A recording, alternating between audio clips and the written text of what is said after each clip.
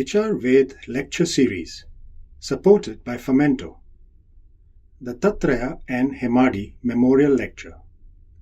Speaker Dr. Nandita de Souza. Topic: Different, not less.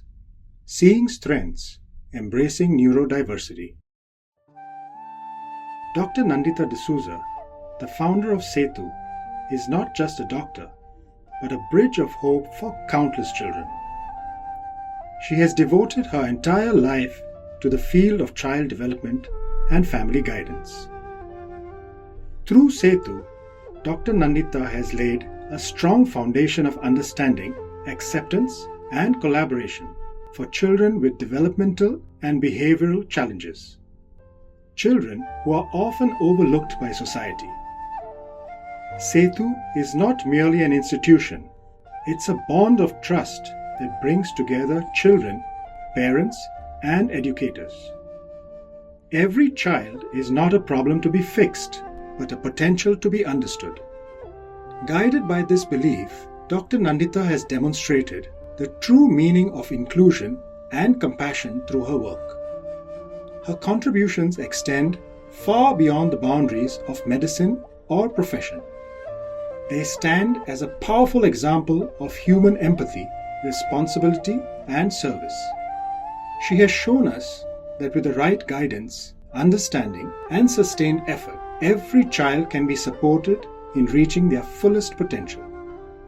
Let us welcome the founder of Sethu, a change maker and a pillar of support for countless families, Dr. Nandita de Souza. This stage is a very impactful one, so it gives me really a lot of excitement, and I'm really happy to share some of my experiences and my ideas about the topic of neurodiversity.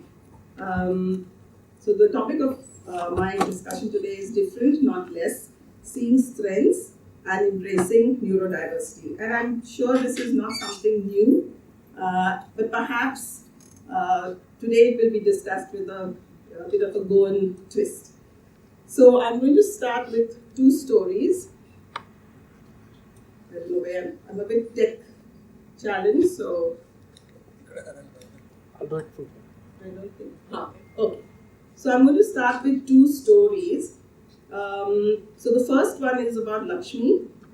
And Lakshmi, as a young girl, when she was in standard 7, she was around 12 years old. She was struggling a lot with her studies, and because she was very sincere, but really couldn't cope and was getting a lot of low marks and even failing. So she was referred to Sethu, and when we met her, we saw that she was extremely hardworking, very keen to study. However, because of one was the language difficulty, and two, reading and writing was really hard for her, even in her own mother tongue. So she was assessed, and we diagnosed her to have a specific learning disability. From Sethu, she was referred to an organization called Spandan, where she received remedial education. She started doing better. Then she even got a disability certificate. And thanks to that, in the higher classes, she was given various concessions, exam modifications, and she completed her standard 10. Now, Lakshmi wanted to study further, so she did a vocational training. She took tailoring. And she was really good at that, and I think it was around 2015 where I met her, and at that time we needed a receptionist. So I told her mother, we really, she had just turned 18 years old, so I said, we need this person, and would Lakshmi, because she was so sincere and keen, would she be willing to work with us? So she said yes, and she joined Sethu. Of course, it was quite a struggle for her. It was the first time she was kind of manning a phone, and calls were coming quite frequently. And because of her difficulties in writing, and so there would be spelling mistakes and so on, and she wasn't that fluent in English either. So after about 3 months, I started having doubts because I could see she was getting stressed, and I didn't want her to suffer. So I spoke to another person who's part of the people team, and I said, you know what, I don't think this is working out for her. And that person who was our administrator, she said, no, you know what, I will take her under my wing, just give her another 3 months chance, and then we'll review. So I said, okay, fine, because she needs some kind of mentorship. Within 3 months, the way Lakshmi thrived and the ideas she used. So, for example, when she was writing names, right, and it's hard to know how a particular name is written. So she had made on her own from A to Z code words. A for apple, B for ball, whatever was meaningful to her, and then she would ask the person to say, like she would E for egg, and that person would say yes or no, whatever. And so she perfected that way of managing all the spellings. And of course, she said, I want to learn how to speak English well. So give me books to read. So I would give her books to read, and then she would write little reviews on the book. What did I like? What did I not like? One thing I learned. Today, Lakshmi has been with Sethu for 10 years, and she manages the front desk entirely. She is one of the most sincere, hardworking, and a person who contributes so much to Sethu. She's half my brain because, when I forget to kind of write reports or give prescriptions when people call, she said, Doctor, don't forget, okay, that parent note, she's emailed you twice now, she's emailed. So I'm really grateful to her. And that is a wonderful success story of a young girl who had struggles in school but received the right kind of environment and is really thriving today. She deserves a clap. Very, very, very heartwarming. The second story, so this is another young girl who was born into a very loving family, and right from toddlerhood, she was extremely active, energetic, quite naughty, what you would call a real handful, and always up to some mischief or the other. Now, when she grew a little older, became preschool age, she was kind of put to school, but she was extremely anxious. She would refuse to go to school every morning. Every morning she would ask her mother, is today a holiday? And mother would say, no, today's school, and then it would start from then. So much so that when the bus used to come to pick her up, the bus driver would actually stop the school bus, get out of the bus, and together with this child, let's call her Chanchal, so together with Chanchal's brother and the bus driver, they would actually bodily lift her and put her onto the school bus because they believed in education of young girls. Anyway, she went through preschool, and her mother was once called to the principal's office because apparently she had been drawing and selling her drawings, insisting that the children buy her drawings. And I think she was selling them for, at that time, 5 naya paisa, which was a pretty steep sum. So the parents complained that the children were asking them for money to buy Chanchal's paintings. Anyway, because she was, she used to stammer quite badly, she was quite anxious, but because she could sing and also learn to play the guitar, she's, always took part in concerts and was quite an entertainer. Anyway, she finished her class 10, and as a kind of a treat, she was sent to Bombay for a holiday. And in Bombay, her older brother, the same one who used to follow her onto the bus, was there. He was working. So one day she went to spend the day with him. And as they were talking, he teased her about something, and which made her extremely angry. So, she went to give him a whack, but he kind of dodged and then ran into the bedroom and closed the door. So she was in the hall, he was in the bedroom, and Chanchal was really angry, like wanted to get him. So she banged on the bedroom door and said, come out, come on. And he was laughing his head off on the other side of the door. So she was determined to get him. So she looked around and she noticed that the hall window was open. So she looked out. This was a flat on the 6th floor of a building. So she looked out and she noticed that the bedroom window was also open. And then she saw a ledge which was, going along the building.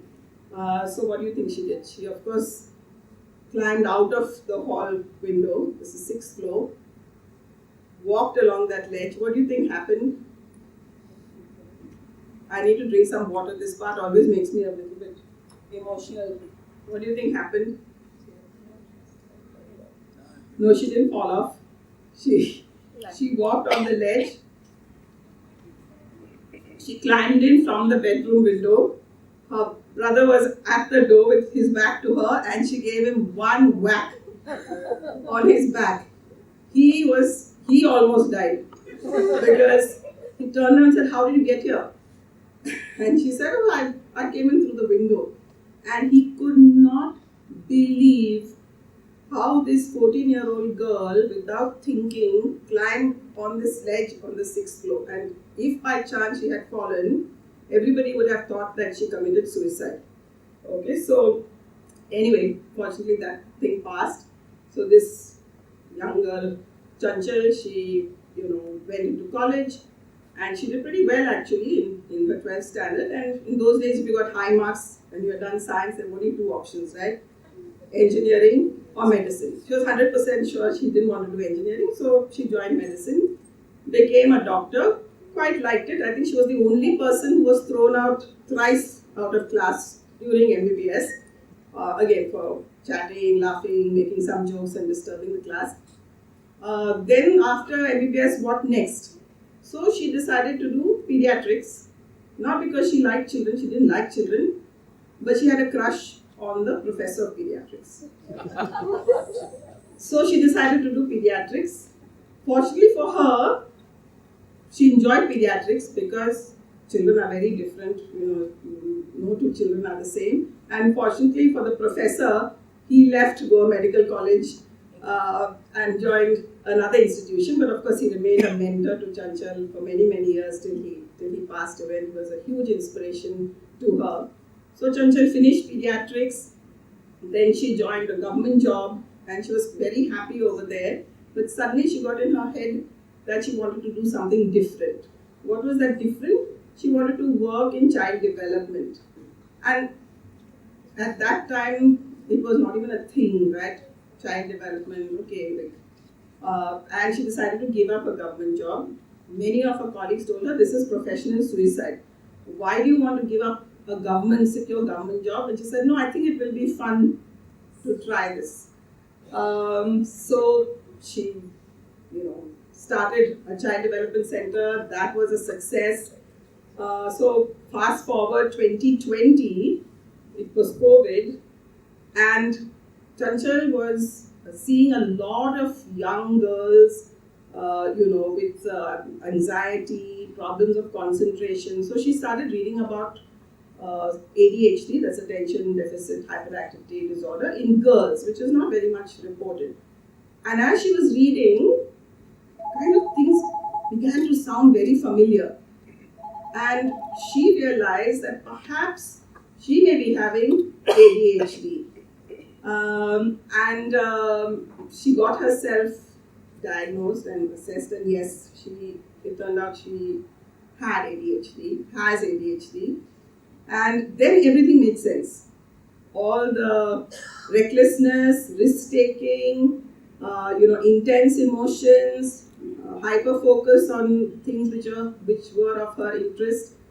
And today, I'm happy to report that Chanchal is standing in front of you and delivering this to you.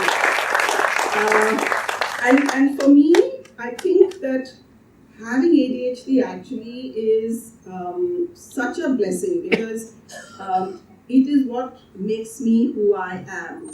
Quite fearless, aka restless, very passionate about what I do, and very able to work with kids and families who are so different from each other. So sorry for this very long story, but I just wanted to set the stage for what comes next. So I want you to do a bit of detective work and look around here, or even if you can think of somebody, find someone exactly like you. And if you found that person, you can just raise your hand and I can ask you who that person is. Someone exactly like you. I'm not even going to give it too much time because it's an impossible. It's a question that nobody can answer because there's nobody just like you, right? And even if you have an identical twin, even identical twins are different. They are, not only in their personalities and so on, even in their thumbprints. So there's nobody else who is exactly like you. And that brings me to diversity, okay, which is everywhere. Like all of the world and everything in it is all about diversity.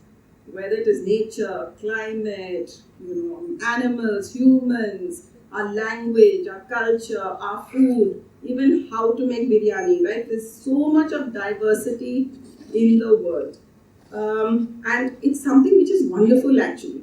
Being unique and not having monotony, but having this difference is something which is a huge wealth, I would say.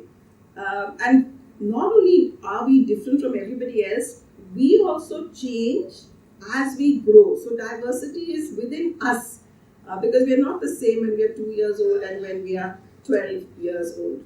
So this is something that we really should celebrate. And it brings me to neurodiversity. Now this term has been around for, I would say, maybe 28 years. It was first coined actually by a sociologist called Judy Singer in 1998, and she wrote her thesis on this. And basically it's a social construct and an idea to understand and celebrate all kinds of minds. But it hasn't been used that much, maybe in the last 10-15 years or so. What is neurodiversity? It just means that, as I said, we are all different. We are different in how we process information, how we understand things, how we make sense of the world, how we learn, how we think, how we behave. And that is a good thing. It's just part of the human experience. Okay? And, it should make us curious, not only to understand our own brains and our own lives, but also those of others who are different from us. So neurodiversity is something which is, gives us this huge opportunity to understand and celebrate ourselves as well as everyone else who is different from us. And there is something called neurodivergence, which is slightly different from neurodiversity. When we speak of populations, right, we talk about neurodiversity. So neurodiversity is a fact, okay, and a feat of nature. When we talk about neurodivergence, we are talking about individuals. So a person with autism is neurodivergent. He or she has a neurodivergent brain, right? So if you look at that slide, there are various conditions which come under the umbrella term of neurodivergence. In fact, neurodivergence, it could be an established or what we call a visible disability, like say a cerebral palsy or a Down syndrome, or it could be an invisible disability. For example, many people will not know whether someone has autism or ADHD, like me, or other disabilities which are not apparent, like a learning disability, which are not apparent when you look at that person, or you don't have to have a disability. Many of us have quite intense emotions, we don't come under any diagnosis, or sometimes we have different sensory perceptions, we can see light in a different way or hear sounds if you're a musician or an artist, right? So that doesn't have to have, it's not a diagnosis. But the brain is different in a particular way, and so we refer to that as neurodivergence. And actually, true human kind of thriving comes from honoring everyone's brain and everyone's dignity. So it's not that it's less than. So that's why it's just different, not less, and often more. This is something that a mother once said to me. We were doing a workshop on for children, for parents of children with ADHD, and I was talking about neurodivergence and the same, different, not less. And then she said, doctor, actually our kids are not less, but they are often more. So I said, that's such a wonderful thought. In fact, I'm going to make a T-shirt for myself different, not less, often more. And since it came from a parent, I thought, what a wonderful way to think about a different way of being. Now, one thing which is pretty common is that, we want things to be perfect. And honestly, you can get perfect diamonds, right? And, for this lecture, I read what is a perfect diamond. I must tell you, what is a perfect diamond? So apparently there are these 4 C's. Okay, so one is the clarity, flawless. Okay, second is the cut. The cut enhances the beauty. The third is the color. Again, it's kind of how does it reflect light. That also adds to the value of the diamond. And the fourth is the carat, which is the weight and the size. Right, so you can get perfect diamonds. Right, now, how did a perfect diamond get created? What turns into diamonds? It is coal, right? And coal, to look at, is very different from a diamond. And what turns coal into diamond? It is years and years of intense heat and pressure. Okay, so if we look at perfection, it doesn't come easy. And in fact, perfection is, if we are human beings, very often we want to be perfect, whether we are doctors or jugglers or parents very often want to be the perfect parent. It's actually a counterproductive goal because it creates so much of anxiety, and it's healthier to aim for progress, just getting better. And actually, if we say practice makes perfect, right? Practice is what makes you get better. And the best way to get practice is actually by living. The longer we live, the more we experience all the facets of life, the more practice we have at dealing with what life throws up for us. Okay, so lived experience is just the experience of life. And that gives you the expertise. It is one of the, contradictions. And how we grow through stress. We grow through crisis. It's awful. It feels awful when we are in that crisis. Right? No one wants to be, in a dilemma or whatever shape or form it may take. However, if we have lived through it, we have definitely learned from it. Our expertise has grown. So the messier actually our lives are, the stronger we become. Kelly Clarkson, the famous singer, has the song, "What doesn't kill you makes you stronger." Right? So if you survived a crisis, you have more expertise because your lived experience has been rich. And it's through your life that we develop these skills or the knowledge or the resilience in order to face whatever struggles life may throw at us.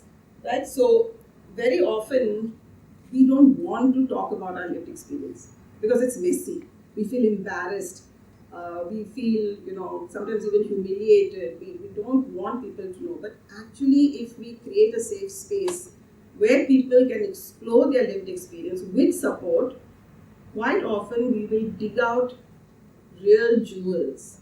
So just like the diamonds are down there in the coal mine under a lot of pressure, if we create a safe space, we can actually dig into our past and the messiest parts of our past and come up with that self-awareness, self-knowledge, which we can use to go ahead and learn from whatever we have endured. Okay, so as I said, what doesn't kill you makes you stronger.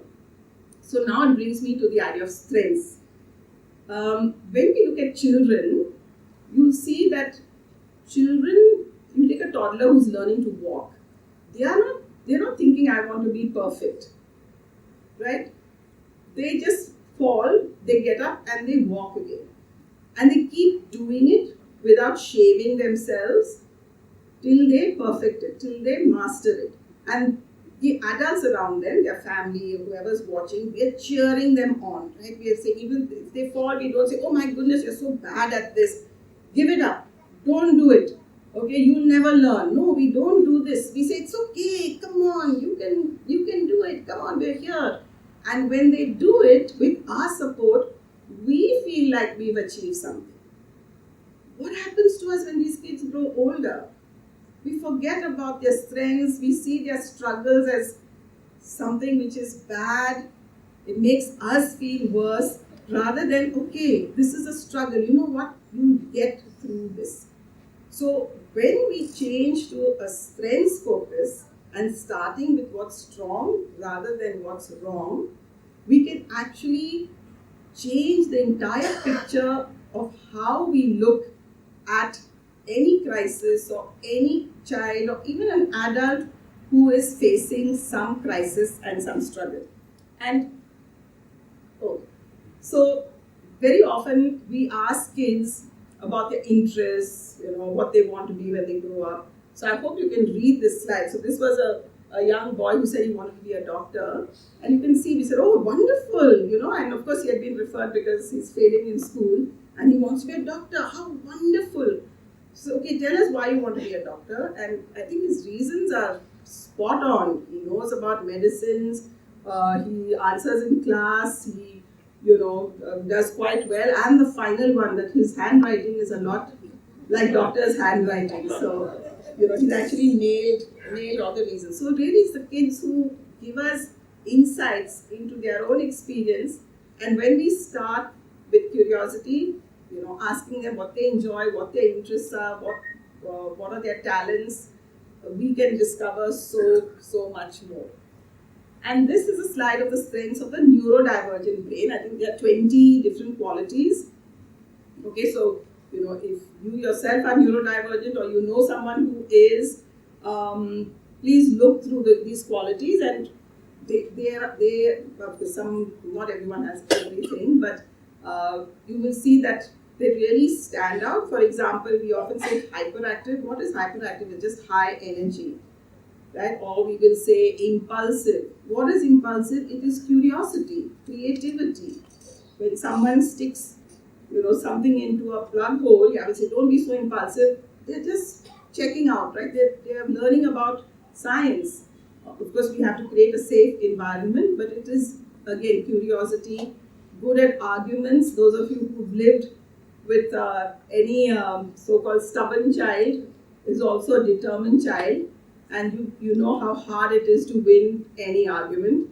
And I always say, never get into an argument, especially with a person with ADHD, because you're going to lose. The thing is, when we are focused on something, because attention deficit is a misnomer, it's having difficulty paying attention to boring things, it's an attention regulation difficulty, while we can perfectly hyper-focus on what's of our interest. So when we're in an argument, our emotions come up strongly, and therefore the fastest car in our brain with the dopamine is the topic that we are discussing right now. And there's no way that that person will give it up, because now that becomes the center of the hyper-focus. So all the so-called struggles or problems can be reframed actually as strengths. And this is something which, because language is powerful, so we must make sure that when we face a challenge or a problem, we look at it from the child's point of view, what purpose is this behavior serving, and understand it from a strengths perspective. And as you can see on this board, this is definitely not a exhaustive list. There are thousands more, but I thought I'd just put that up as an example. So starting with strengths and then reframing struggles. Oops, sorry. Yeah. Oops. Yeah. So if you look at the strengths, what we've discovered actually is that not only our kids have these strengths and many more, their families also have strengths. There are two reasons for this. One is, we know that forms of neurodivergence are inherited. Like for me, my son was diagnosed with ADHD, and I knew that it's inherited. I always thought it was his father. Right? Till COVID, and I discovered that because not much is known about ADHD in girls and women. Now, of course, more is known. And my husband says, when I say, I think you also have ADHD, he says, yes, okay, if you say so. He's learned that's the safest thing for him to say. So the thing is, one, it is inherited, right? So quite often the parent also has strengths which may present as a lot of struggles. Two is, when we are living with someone who has a neurodivergent brain, it makes us also more creative. Because the child is going to face a difficult situation sometime or the other. If it's not in the home, in the school, with friends, okay, so the parents become much more resourceful and so much more resilient, and of course they are very, very stressed. But the whole notion of family-centered care again became stronger, at least I'd say during COVID, because at that time we were always family-friendly, and this is a wonderful resource, the richest resource we have in India. I mean, our families are the best. Okay, so having the child with the family is such a wonderful opportunity. But from 2020 onwards, where we couldn't even meet families, we realized even more how important the family's role is. And it's only because children have families that we can do our work. So what is family-centered care? It's basically accepting that families are the experts of their children. This is so important. I'm going to say it again. Families are the experts of their children. If any of you have children, ask yourselves, who is their expert? Who knows them better than you as a parent? Nobody does. Okay, so this expertise is something that we tap into. The other thing is that families are unique. Their contexts are different. No two families are the same. And that again helps us to find solutions which match a particular family. The third thing is that families are forever, right? Even when you grow up into an adult and you leave your home, you leave the state, you leave the country, sometimes thinking, okay, now no one will, poke their nose in my business. I think, especially Indian families, I think we stay strong and we make sure we stay connected. And again, this is wonderful because therapists are going to change, teachers are going to change, all the other adults in the child's life are going to change. But the family is constant in the child's life. So that expertise, the knowledge that they have about their child is so important for anybody else who works or cares for that child. And the most important thing is, because families are, kind of 24/7, 365, they are the first responders. Like whatever the child goes through, whether it's fever or it is they've fallen in the garden or they're fighting with somebody or there's a phone call in school, or they played cricket and the window broke, because the ball was tossed there. It is the parents who respond first, and there's no being off duty. So therefore, it's highly stressful. And parental mental health, their well-being is of critical importance. And I'll talk more about this in a bit. So neurodiversity is a, as I said, fact and a feat of nature. Strengths, all of us have strengths. We are born with strengths, and because of our lived experience, we also grow strengths. And we are constantly expanding and strengthening our repertoire of strengths. And third, not only our kids, but the families of these kids are stronger, and therefore family-centered care is something that is a wonderful resource that we can use. So what does this have to do about disability? 1 in 6 people in the world has a disability. Okay, in fact, we say you're now temporarily able, because at some point or the other you're likely to have a disability, whether you have a fall or your vision changes or you lose your hearing or you have a stroke, right? So 1 in 6 in the world has a disability, and 80% of children with disabilities live in the low and middle income countries, one of which is India. So we know that children with disabilities require services, they require access to education as they grow, employment, and we know that the demand, is much more than the supply of these services and these facilities. So it's not easy. Families go through a lot of stress, and it's a struggle for most of the child's life. So we must make sure that we kind of change the framework in which we understand disabilities. And in fact, the framework that I was taught, and all of you who are doctors in the audience probably do the same for you, is what we call the medical model. Okay, the medical model of disability, which was that disabled child or the person, the adult, is the problem. Why? Because they're not sitting in place, they can't learn, they are having seizures, or they're not following instructions, okay, or they are kind of not, sitting in class, right? So we have to fix that child or that adult to make them normal. So now they can fit in and be part of society. As long as they are the problem, it's very hard to have them as part of society. And that medical model focuses on deficits. What is missing? What is wrong? So if you look at any of our classification systems, and the DSM-5 for neurodevelopmental disabilities or the ICD-10 focuses on deficits, and that is how we were trained. So it's automatic the way we look at disability. Fortunately for us, this has changed, not in our training, but it is definitely a very valid form. It's called the ICF's biopsychosocial model.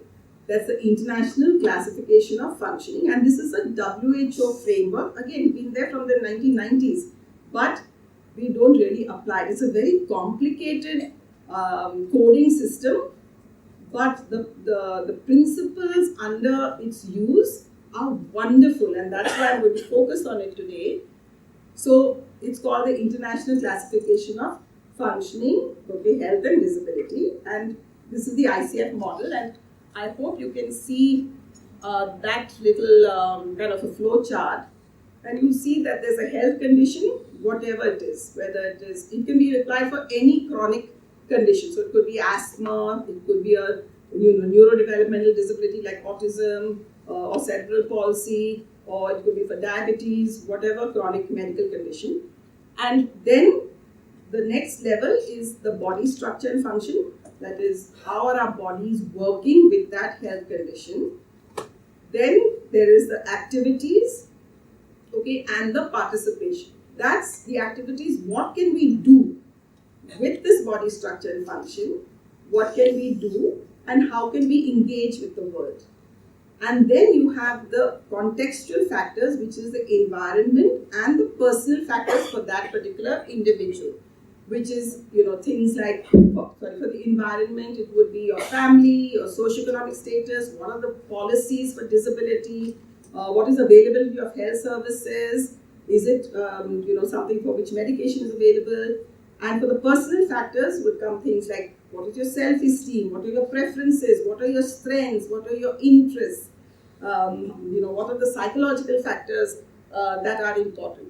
So there are these three kind of categories. As I said, one is the body structure and function, which was the only thing considered in the medical model, right? But the biopsychosocial model includes the psychological part and the social part. So 2 is your activities and your participation. So for example, if your health condition, say, is cerebral palsy, what is your body structure and function? Maybe you have tight muscles, you may have a hearing impairment, you may have difficulty in eating, okay? How does that limit your activities? So maybe you can't walk because of that, and therefore you can't go and play in the park, okay? Or maybe you can't, dress yourself up. It's limiting your activities. How does that then affect your participation? Participation is in school, in the community, okay, in the extended family. So maybe because you can't walk, there's no school that will take you. So your education is affected. or maybe you can't participate in the family festivals, right? So the activities which can be limited and the participation which can be restricted. And as I said, the last group is what we call the contextual factors, which is the environment and your personal factors, which could be either barriers, okay, so things like no access to health services, poor socioeconomic conditions, lack of transport, a family that doesn't understand you, or it could be facilitators. So you have access, you have a supportive family, you have the funds, you have the laws which are being implemented, right? So this brings us to the biopsychosocial framework, which is a wonderful way to understand disability. And if we use this framework, we can see the impact that we can have by not fixing the child, but fixing the environment. Making sure that the barriers that are there are removed, and instead of that, we have facilitators, which make it's not the impairment in the child that is causing the problem. That's the social environment around the child is making that a problem and limiting the child's activities and participation. So we really have a trifecta for thriving, and we want every child to thrive. What do I mean by this? This child should grow. This child should be able to participate in all kinds of activities, right? Be welcome wherever they are and grow to their best potential. So if we use whatever I've spoken about before, okay, so the bio part can be handled with the neurodiversity affirming practice. Because we are saying, regardless of your biology, we affirm who you are, we value you. You don't have to do something in order to be valued. You are valued because you are, and we respect your experience. We respect the way your brain is wired, and it's different, not less. The second is the psychological part, and there comes a strengths-based approach, because we start with what's strong rather than with what's wrong, and from there's so much more that we can grow. And the third is the social part, is the family-centered care, and not only the family, but together with the family, looking at education, later on, vocational training or career choices, employment, and so much more. Right? So this brings me to Sethu, where now this has become Sethu's brand. And I'm really impressed with whoever created that the video, because this is the latest photo which was taken on 14th of Feb 2026, and it was there in the video. So someone's doing their snooping really well. Thank you. So this was on Valentine's Day. And so Sethu has been around from 2005. We are a social purpose organization. We just turned 20. And that's my fabulous team. I'm only the one with the loud mouth. All the hard work is done by them. And why are we here? We are here to use a strengths-based neurodiversity affirming approach with family-centered care in order to enable children to thrive. And I can tell you with full confidence, this is possible. No one can shake any of us from our confidence, because the more we practice it, and I said we weren't always doing neuroaffirming strengths-based family-centered care, but the more we've practiced it, and now for 5 years it's been completely our brand, it just opens up the world of possibilities. And this is how we are different. So we are strengths-based. We start with what's strong rather than with what's wrong. We are neuro-affirming. Our kids have wonderfully wired brains, and we make sure their parents know this. There's nothing wrong with your child's brain. Okay, your child just perceives the world differently. So there's nothing wrong which needs to be fixed. The child is wonderful just as they are. And yes, they need to learn some things. We need to change the environment, and together we figure it out. We are strengths-based, and we are collaborative. So, yeah, we are collaborative. We can't do anything alone, and that's why we shake hands with everybody. That's the bridge that we want to create. So I'm going to give you some examples of what I mean by each of this, just to make it real. So the neuroaffirming practice, I don't know if you can see that drawing, but you're allowed to laugh. I know it will not enter Jahangir Gallery of Art. So this was a 2-year-old child, okay, who had a session with me, and he was jumping on the trampoline. And as soon as he saw me, he knew that I'm going to spoil his fun, right? So he started shouting, "Go away! No, no, go away!" And his parents were very much sorry, doctor. So I said, "It's okay." I just grabbed a piece of paper and I drew a hand. That's for high five. I drew, that's supposed to be 2 hands like this, which is like fist bump. And I drew a namaste. And I showed it to him and I said, "You want high five, you want fist bump, or you want namaste?" Poor fellow must have thought that namaste was a pair of scissors and maybe I'm going to give him a haircut. So he chose high five. So he immediately put out his hand, I gave him high five. Then he said, "Mummy." So he wanted Mummy to give him high five. And Daddy, he said he wanted Daddy to give him high five. The next second he stepped off the trampoline, held my hand and followed me. Okay, what did I do? Just met the child where he was. I affirmed his, what he wanted for himself, that he didn't want to be disturbed, and gave him a choice, gave him some power, some control, and it worked beautifully. The other next is, again, children very often when they are nervous or it's a new situation, they get what we call dysregulated. So they start getting anxious, they may be crying, they may want to run away, right? So it's very important for us to know that this child is solving their problem by wanting to be out of that situation that is causing a problem. It's not they want to be naughty or they don't have manners or whatever, we are scary. No, it's just that the child is uncomfortable. So how can we make the child comfortable? So this sensory regulation, we have these little massagers which you can buy on the street. Okay, so the child took it and immediately put it on his face, and that helped him to stay calm. So accepting the child's reality and allowing them to tell us what makes them comfortable and providing that environment for them. This is a picture of a child with ADHD who had come for his medication, and I had to check his blood pressure, weight, height and all. And he was reading a book, and it was a very interesting book, definitely much more interesting than me. And that was fine. He could read while I checked him, because how it helped him to sit in place, and it's not like he's being rude or anything like that. So these are just very simple examples of being neuroaffirming, where we accept children as they are and observe them and know that their behaviors are actually solutions to some difficulty that they are facing. And understanding what lies under that behavior. Behavior is just a window. Under that, if you open that window and look in, it's something that they're thinking, something that they're feeling. And that's where we need to address their needs. And if we just believe that they know the best for them, they will tell us what they do. And so the second very important point is presume competence. So important. What do I mean by presume competence? You believe that the child can do it even if we have no evidence to prove it at that time. And we create an environment where we give the child a chance to tell us.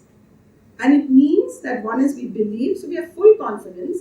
Two is we have compassionate curiosity and ask them, help me understand.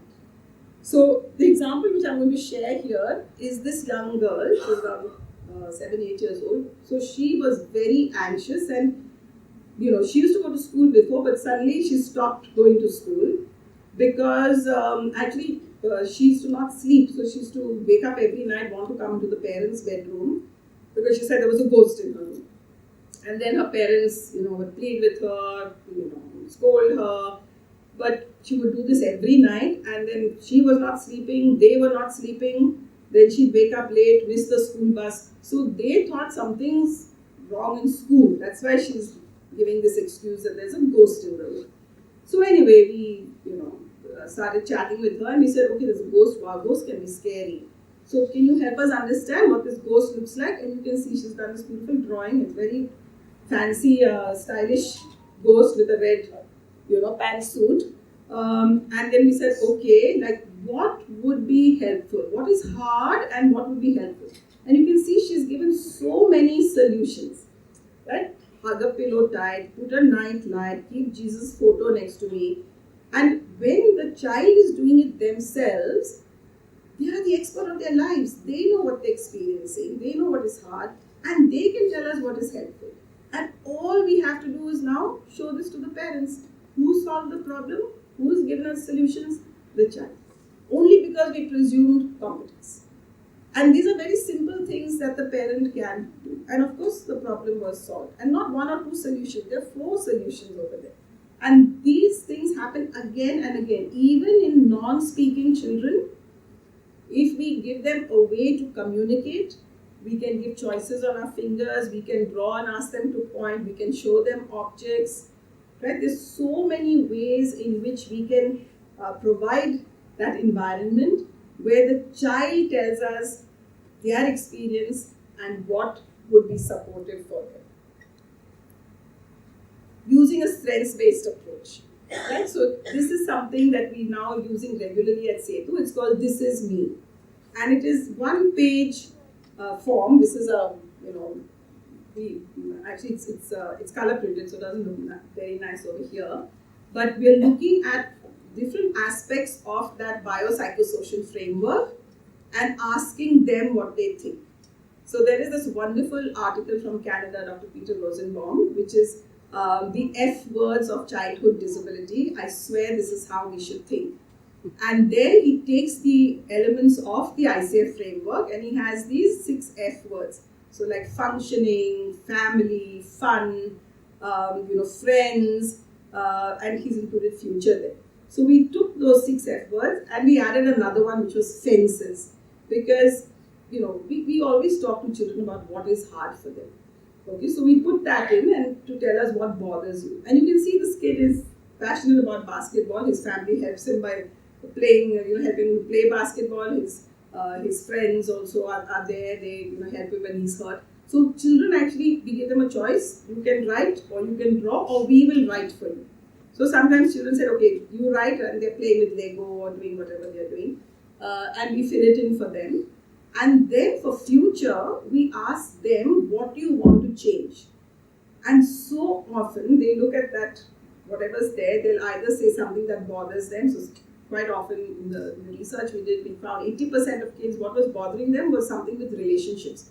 Either mommy was shouting, or daddy doesn't spend time with me, or my friends are teasing me, my siblings are telling tales about me. Okay, all these typical things that I'm sure many of us have faced in our own childhood. And so for future, they wanted something from there to be changed. I want more friends, or I want daddy to come home early from office, or I want mommy not to shout at me, or tell my teacher to give less homework. And there was nothing that Sethu had to do directly. It was all where the parents had to be advocates for their children. And we would support. Okay, and it was so fantastic because what was changing? The child's environment. Who was changing? The child and the family and the school. So these children, one, they were becoming self-aware. They're building self-awareness because we are asking them about themselves. 2, they're making choices, that's self-determination. And 3, they're asking for what they need. They're not ashamed to talk about their struggles. Right? That is self-advocacy. A 6-year-old is doing this. I mean, what potential for this child to stand up for themselves and to change the world. So This Is Me has been a wonderful tool. It's a child interview tool. It is an intervention tool. It is self-advocacy tool, which has so many different possibilities. All because we started with wanting to know about the child and using the ICF framework. The other one is, again, a 6-year-old. We have this test called Draw Person. So when a child draws a person based on what are the body parts and complexity, we can score it and we get a kind of mental age. So this child refused to draw a person. He said, no, I don't do it. But we knew he was very interested in planes. So we said, okay, draw a plane. And he drew the AN225, I think it is, which is the largest plane. And he's written there, the biggest plane in the world. And of course, I have ADHD, I have to know more about it. So it was a Ukrainian plane, which was unfortunately bombed by the Russians. It's no longer in use. And then my colleague who was there, she said, you know what, this plane needs a pilot. And he said, oh yes. And then he drew a person. Okay, so when we are flexible and we let children's interests lead them into something that we want, again, it's so easy to get what we want together with the child. Family-centered care. For us, as I've said, families are the absolute experts of their kids. And we want families to know this. We believe it strongly. Unfortunately, our families don't believe it. Because they are so stressed, because they have faced so many difficulties, they feel so isolated. So, it really breaks my heart that families have so much potential which they themselves don't know about. So, we keep emphasizing on this because I don't know the child as well, I or anybody else, as well as the family knows. So, when parents ask me, what should I do? They ask me, please help us, what should we do? I say, you know what, I don't know, but I'm 100% sure we'll figure it out together. Why? Because I am talking to the experts. And there's never been a situation where we haven't been able to solve something or do something better and different because we have the families with us. And we encourage them to challenge us. We encourage them to ask us questions. We ask them, do you think this will work? Please tell me if you have any doubt that it will not work. And they tell us. And then we modify it because they are the experts of their situation. Recently, there was a child who, again, gets very anxious, and now the school year is going to change, and she's going to move from, 4th standard to 5th standard in a different building. And the parents, this month when they met me, said, April, we are very worried because, she may again go back to that school anxiety. Now she's quite happy in school. So I said, okay, so, it's great that you're thinking of it ahead of time because you want to make sure you prepare her. So I said, what about preparing her for the new school? What are the things that will be different? So new building, new classroom, maybe they shuffle the students, new teachers, new books. Right? So you can make a list of these, whatever is going to be new, and ask her, discuss it with her, and so on. So as I always do, I said, do you think it will work? So they said no. I said, thank you for telling me. Okay, why won't it work? They said, we are worried. If we start talking to her about all these things, we may be putting ideas in her head. And now she will be worried. Well, they know their child best. Quite possible. Right? So I said, thank you for telling me. Right? What you all can do is you all make this list. So you can be prepared, and rather than presenting this long laundry list of all the things to be worried about, perhaps in the course of the next couple of months, if something comes up, say now she's looking at her books, right? You can say, next year we'll have new books. How do you feel about that? Or maybe you're picking her up from the school, right? And that new building is there. Say, hey, that's going to be your school building next year. What do you feel about that? And the parents said, yeah, that's a good idea. Now, how did this come about? Only because I asked them, will it work? And they said, no, it won't work. And that's fine. We will always get a better solution if the parents guide us, because we don't know their child as well as they know. Parental well-being and self-care. This is so important because, as I said, parents are very stressed. Very often when we tell them about self-care, what do they say? I don't have time. I'm fine. You just tell me about my child. Right? Don't worry about me. I'm absolutely fine. Tell me how to help my child. One mother recently told me, I have no time to think about stress. Because stress, it's not like a friend. If you don't think about them, they also won't bother you. Stress loves you. You don't even have to think about it. It is there hugging you. Right? And we know that chronic stress, because it is chronic stress to be a parent of a neurodivergent child, chronic stress is going to affect you eventually, because it's going to release cortisol, it's going to release adrenaline, your sleep will be affected, your blood pressure will go up, your blood sugar will go up, you're going to feel, tired and worried, right? So it has effects, long-term effects on our body. And we are not saying go for like 1 hour of yoga or, go to the spa and spend, no, whatever is possible. this is the only time I wag my finger at parents. It's like, this is non-negotiable. You have to take care of yourself. Because just like your phone, which is like a machine, if you don't charge your phone, it's not going to work. You can buy the fanciest phone, you can pray to it, you can, kiss it, you can do whatever you like, but if it's not charged, it's not going to work.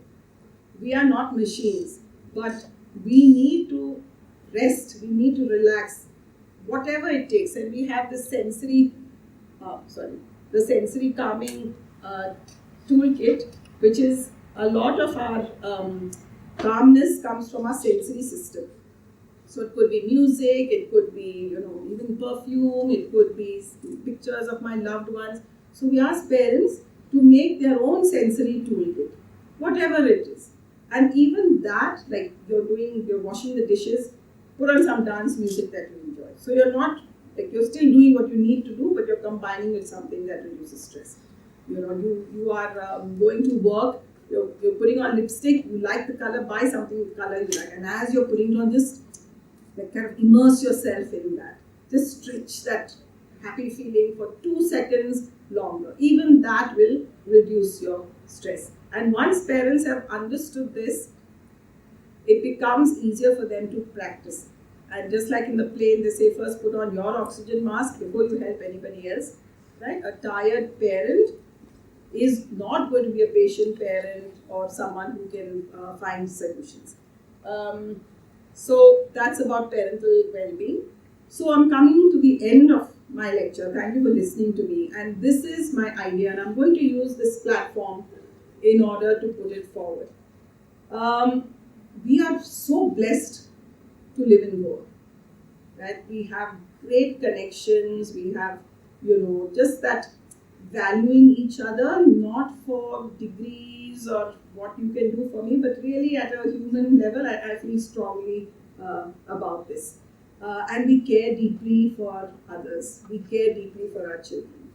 Right? And this is Sethu's big idea, which I want to put forward to you all, because each of you is a pillar of Sethu. And what is this big idea?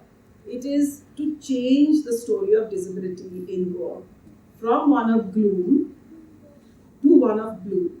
And when I say bloom, I mean thriving. Okay, and we can all do it together, because all of us have a circle of influence, regardless of whatever our role is or where we are in the state. We all have our circle of influence. And if we believe in the 3 things which I've already spoken about, right? So one is be neurodiversity affirming. How do you do it? Learn more about it. 1 in 6 of us has a disability. So I'm sure you know someone who has a neurodivergent brain, right? Get to know more about that person. See how you can support them. Look at their strengths and their lived experience. Believe that everyone has strengths and they are the experts of their lives. And I've given you examples, it's not difficult to do. And lastly, forming partnerships with families who are the primary caregivers of their children. And really, families need our support. They need our confidence and our conviction. And there's so much we can do through small acts of kindness and reaching out. And not only to families, but schools, employers, just I won't say ordinary citizens, but extraordinary citizens across all systems, ecosystems, whether it's government, whether it's private, or the social sector. And together, if we follow this, what I call the AAA, so one is acceptance, total, valuing and celebrating each and every person just because they are. The second is the accessibility. So thoughtful design to make sure that all spaces, physical spaces, digital spaces, are welcoming to all kinds of minds. And the third is accommodations. Temporary changes that can be made to the environment in order to help the person, and especially children, learn as best as they can to their full potential. It's not difficult to do. And honestly, together, we can do it for our state, because every child needs a village and all of us belong there. Thank you so much. And, I must tell you that Indian Medical Association. Okay, their theme for this year is on neurodiversity, and I'm going to read it out so that I get it right. Yeah, so it is celebrating. One second.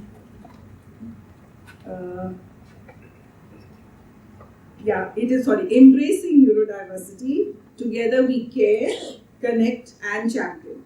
And I think the doctors have set a wonderful clarion call, and doctors are very influential and powerful. So let's celebrate that forward thinking, and whatever we can do in our own sphere of influence, let us do that for the benefit of all kids and to change that story. Let the story bloom. Thank you so much.